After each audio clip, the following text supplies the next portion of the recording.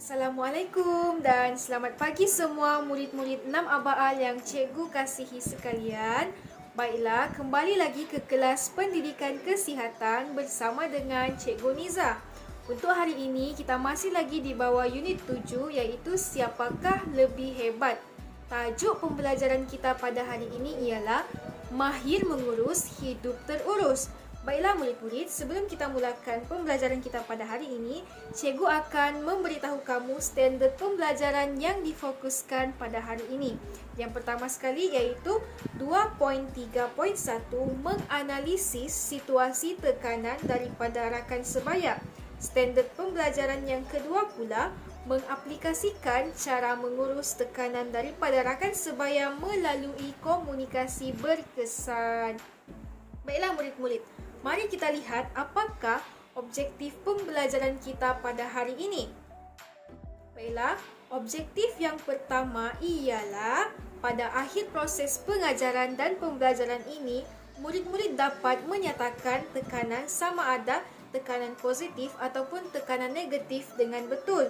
Objektif yang kedua pula ialah murid-murid dapat mencadangkan cara mengurus tekanan daripada rakan sebaya berdasarkan situasi yang telah diberikan dengan tepat.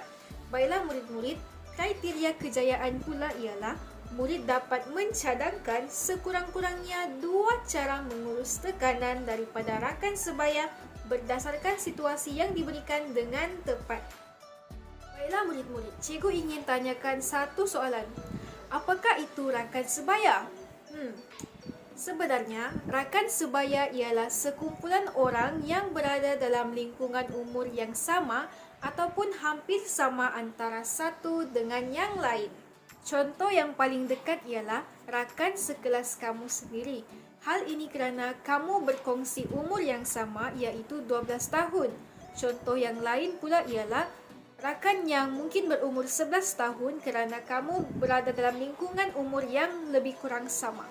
Baiklah murid-murid, dalam kalangan rakan sebaya kamu akan cenderung untuk menerima tekanan. Sama ada tekanan yang berbentuk positif iaitu tekanan yang baik ataupun tekanan yang berbentuk negatif iaitu tekanan yang kurang baik. Baiklah, apakah yang dimaksudkan dengan tekanan daripada rakan sebaya?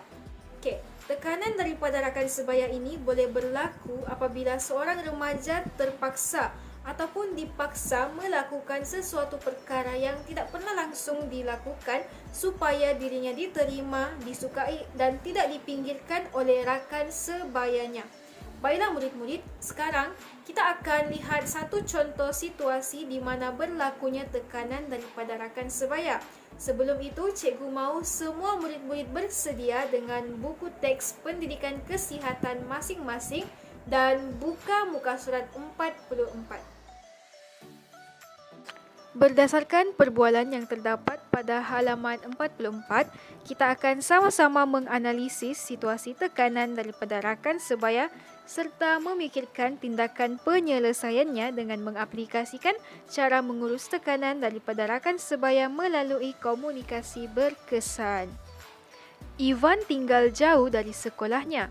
Ivan terpaksa tinggal di asrama yang disediakan oleh sekolah. Sejak Ivan tinggal di asrama, Ivan kerap berhadapan dengan situasi tekanan daripada rakan sebaya. Seperti yang kita telah baca sebentar tadi, situasi tekanan yang dihadapi Ivan berlaku di asrama. Asrama adalah satu kemudahan tempat tinggal kepada murid yang mempunyai kediaman yang jauh dari sekolah. Kita akan membaca perbualan antara Ivan dan Badri. Ivan, kali ini awak mesti ikut kami ponteng kelas tambahan. Maaf Badri, jawapan saya tetap sama. Saya tidak akan ponteng kelas tambahan kerana kelas ini amat penting kepada saya. Peperiksaan akhir semakin dekat. Alah, jomlah. Jadi murid-murid, berdasarkan perbualan antara Ivan dan Badri yang telah kita baca sebentar tadi, Ivan sebenarnya menghadapi situasi tekanan di mana rakan sebayanya mendesak dan memujuknya untuk melakukan suatu perkara yang tidak baik. Selain itu, Ivan juga berada jauh daripada keluarganya sebab dia tinggal di asrama. Kalau kita jauh daripada keluarga kita, mestilah kita akan ada perasaan rindu dengan ibu bapa kita dan juga adik-beradik kita. Tambahan lagi, keberadaan ibu bapa yang jauh menyebabkan sukar untuk Ivan meluahkan segala kekangan ataupun tekanan yang dihadapi oleh Ivan semasa di sekolah. Jadi, bagaimanakah hendak kita mengurus situasi tekanan seperti yang dihadapi oleh Ivan? Pertama sekali, kita boleh menolak ajakan rakan dengan baik dengan mengaplikasikan komunikasi yang baik, iaitu tidak meninggikan suara ataupun merendahkan mereka. Hal ini penting supaya dapat mengelakkan perbalahan ataupun persengketaan berlaku antara kamu dan juga rakan sebaya kamu. Selain itu, nyatakan sebab munasabah dan mengajak mereka melakukan benda yang baik. Dalam situasi Ivan ni, Ivan boleh mengajak Badri untuk sama-sama mengikuti kelas tambahan sebab peperiksaan semakin hampir. Oleh itu, mereka semua perlu membuat persediaan yang lebih baik untuk menghadapi peperiksaan. Akhir sekali, sekiranya perkara tersebut semakin serius dan tidak dapat dibendung sendiri oleh Ivan, maka perlulah laporkan kepada warden asrama, guru kelas dan juga guru disiplin supaya tindakan yang sepatutnya dapat diambil. Jadi, sebagai kesimpulannya, kita mestilah bijak menangani situasi tekanan yang berlaku, lebih-lebih lagi tekanan daripada rakan sebaya. Dalam menangani situasi tekanan, kita mestilah mengaplikasikan komunikasi yang berkesan, elakkan perbalahan dan tolak ajakan negatif secara berhewa supaya dapat mengelakkan persengketaan dalam kalangan rakan sebaya. Baiklah murid-murid, setakat ini sahaja video pembelajaran cikgu pada hari ini. Jangan lupa siapkan tugasan yang cikgu berikan kepada kamu sebentar lagi di medium Telegram. Jadi sekian, terima kasih. Bye murid-murid semua.